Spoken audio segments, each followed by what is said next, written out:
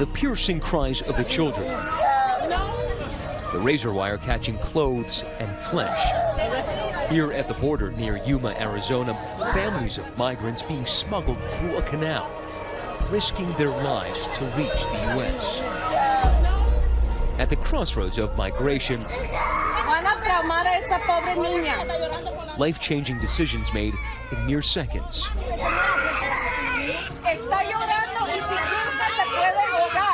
This rare video showing a Honduran woman making it through just before Mexican police blocked that breach in the barrier.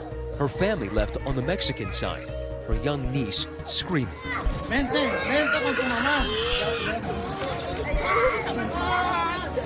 the chaos, Customs and Border Patrol agents ordering her family not to follow. In that agonizing moment, this asylum seeker pauses, collects herself, and climbs to the bank to the U.S.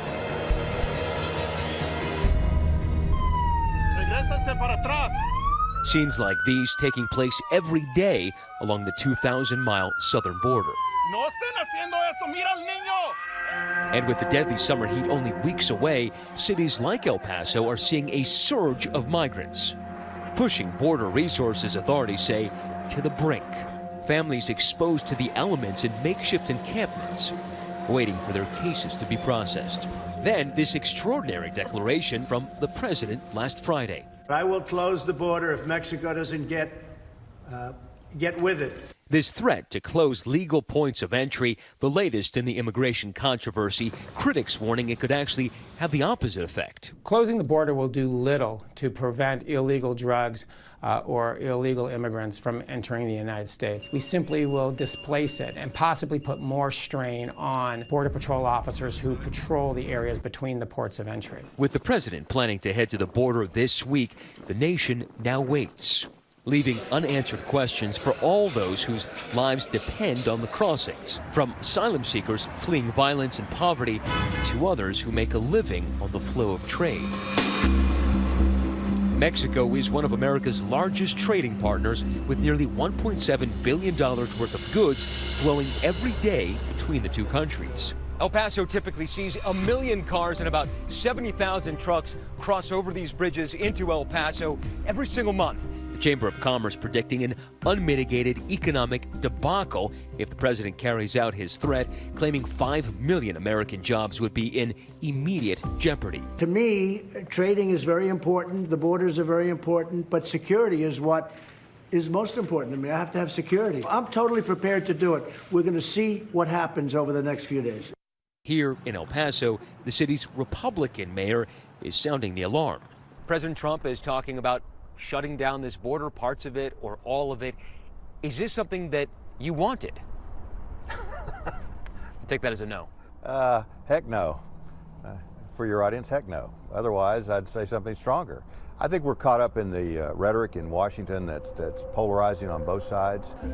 In the meantime, it is everyday Americans living in these border towns that are stepping up to help these families that await decisions on their asylum claims. We're taking everybody in here and sending them out to their families all throughout the U.S. Volunteers like Christy Lai, who brings food and water to the local Greyhound station, helping migrants on the next leg of their journey. This is where the journey for many of these people continues. That means that they have papers from Customs and Border Protection and ICE indicating that they can travel in the United States. This is an experience that Angel Ramos and his 3-year-old son Fernando know well. We first met them in January in Nogales, Mexico. Abogado. ¿Qué va a ser usted, abogado? ¿Qué va a ser, licenciado? Doctor. Vamos para el norte. Vamos para el norte. Angel says he and his son were forced to leave Honduras after they were threatened by gangs, taking the 3-month journey on foot, bus, and train to reach the U.S. border.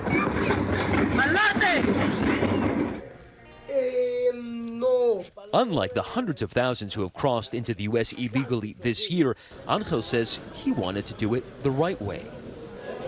The pair presented their case directly to U.S. immigration officials at the Nogales port of entry. si nos dan el permiso y eso, estamos en un país nuevo y pues hay que hacérsela, o sea, respetar las reglas y eso pues que hay. After a few days, Angel and little Fernando were released by U.S. officials at this shelter in Tucson, Arizona. Feliz, amiguito. The father and son allowed to stay in the U.S. as their asylum claim makes it through the courts. It's an option that might no longer be available for many going through a similar process. Just this week, Homeland Security Secretary Kristen Nielsen expanding a policy that would require asylum seekers to wait in Mexico until an immigration judge can actually see them. That process can take months, even years. For Angel and his son, presenting themselves at that port of entry was just the beginning of what would be a long journey.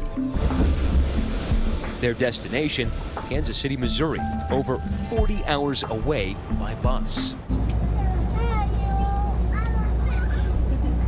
Muy contento porque sí, ya poder descansar este hombre, ¿me entiendes? Eso es lo que voy como porque ya tenga su espacio. Their route carrying them over 1,000 miles through 5 states. Each rest stop a reminder that they are not alone, surrounded by other families hoping for a future in America. After almost 2 days of travel, just past midnight, Angel and Fernando arrive at their final destination. In the biting cold of the Midwest, they couldn't feel any farther from the place they once called home. Pero primero era como que un sueño, en serio te lo digo, como no lo podía creer que yo estaba aquí. Y pues, otra vida linda, pues aquí es otra vida linda. For now, their version of freedom in America, monthly check-ins with ICE. Their first appearance in court is not for months. As they wait, they can't help but feel at home. Todo el tiempo he pensado un futuro para él, pues, y eso es lo que yo quería, ¿tú entiendes? I love you, Nando. I love you. Hi everyone, George Stephanopoulos here. Thanks for checking out the ABC News YouTube channel. If you'd like to get more videos, show highlights, and watch live event coverage, click on the right over here to subscribe to our channel, and don't forget to download the ABC News app for breaking news alerts. Thanks for watching.